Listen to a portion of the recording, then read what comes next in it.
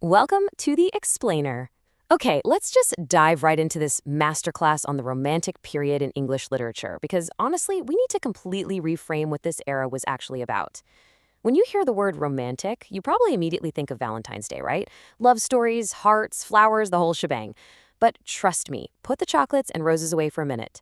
What we're actually talking about here is a radical, powerful, literally earth-shattering rebellion of the human spirit that swept through the late 18th and early 19th centuries.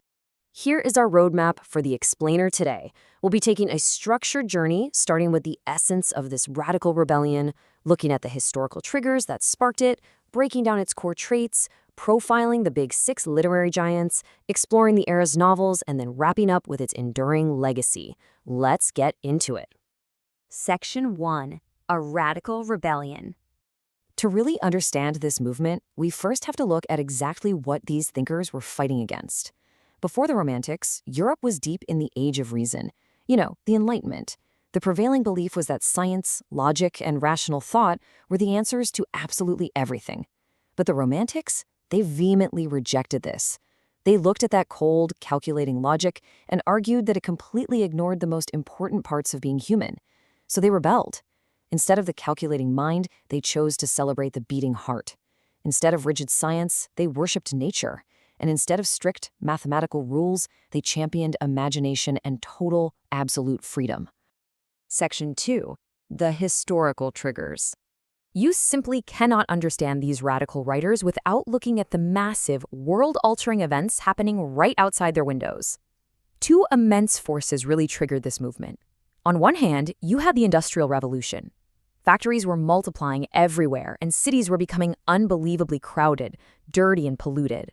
People were abandoning the countryside to work in these miserable, mechanical conditions. On the other hand, you had the intoxicating spark of the 1789 French Revolution. Early on, those rallying cries of liberty, equality, and fraternity were deeply inspiring to young writers, fueling their desire to rebel against old kings, unfair social classes, and rigid traditions. The Industrial Revolution was a massive catalyst here. The incredibly miserable conditions and the literal destruction of the countryside made the Romantics completely desperate. They felt this urgent, burning need to write poetry that would remind people of the incredible natural beauty we were rapidly losing to smokestacks and machines. It was a backlash, plain and simple. Section 3. Core Traits of Romanticism. Okay, let's dive into the manifesto.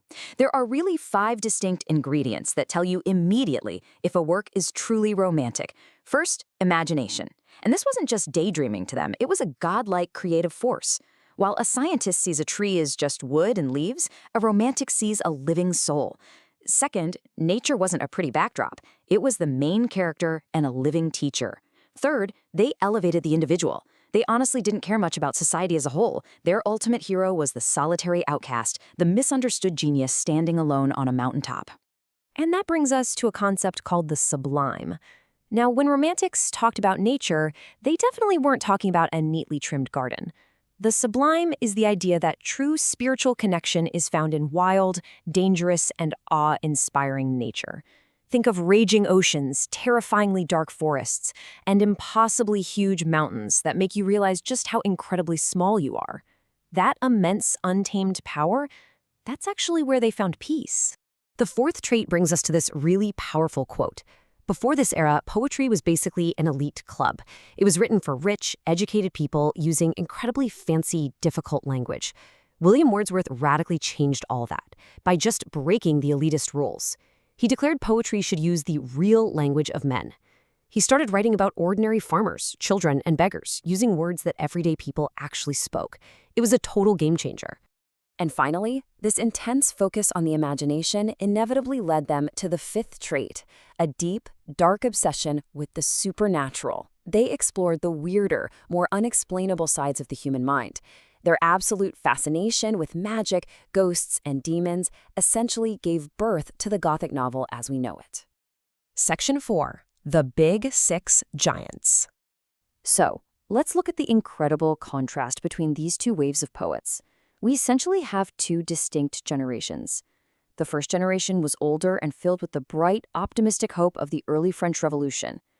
But the second generation, they grew up in the bitter aftermath, watching that revolution completely fail.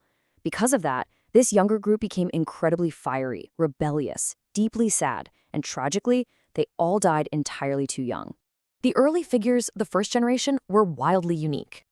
Take William Blake, for example. He was a visionary who was considered completely crazy in his time because, well, he literally claimed to see angels sitting in trees. Then you had William Wordsworth, the great poet of nature, who believed poetry was the spontaneous overflow of powerful feelings. And of course, his best friend, Samuel Taylor Coleridge, who explored the supernatural and famously channeled his opium addiction into wild, dreamlike, magical verses. Now, enter the second generation with Lord Byron. This guy was the ultimate rock star of the 19th century.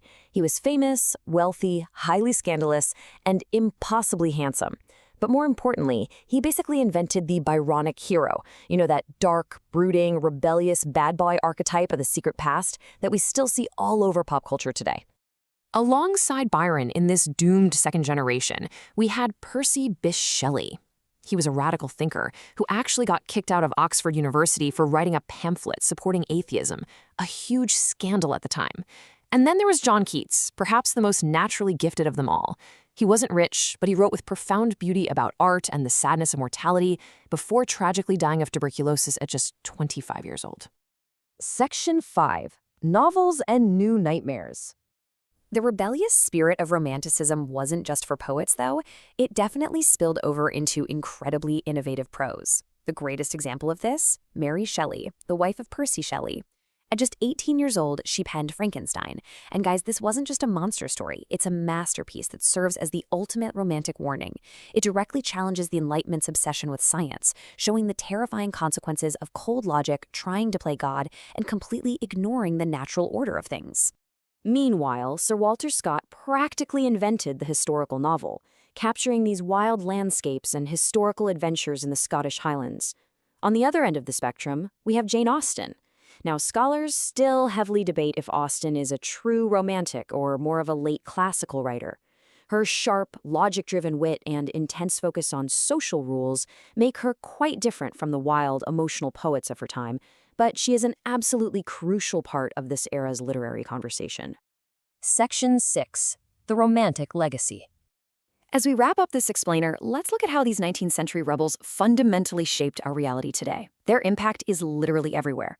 The Romantics taught us that feeling deeply isn't a weakness, it's actually a profound strength, a superpower. They gave us the entire cultural archetype of the tortured artist or the misunderstood genius. And they solidified the idea that escaping the noisy city to be alone in a quiet forest isn't just a fun vacation, it is actual necessary medicine for the human soul. Ultimately, the biggest takeaway from this era is a massive shift in where we look for truth. Meaning isn't found on a factory assembly line, and it definitely isn't found in a rigid scientific textbook. According to the Romantics, true meaning is found by looking inward, at your own deeply held emotions and your own boundless imagination. So, I'll leave you with this. The next time you read a book, watch a movie, or look at a piece of art, ask yourself these questions.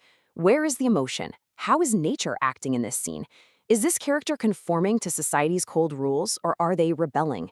If you look closely enough, you might just find a little bit of that radical romantic rebellion still living on inside it.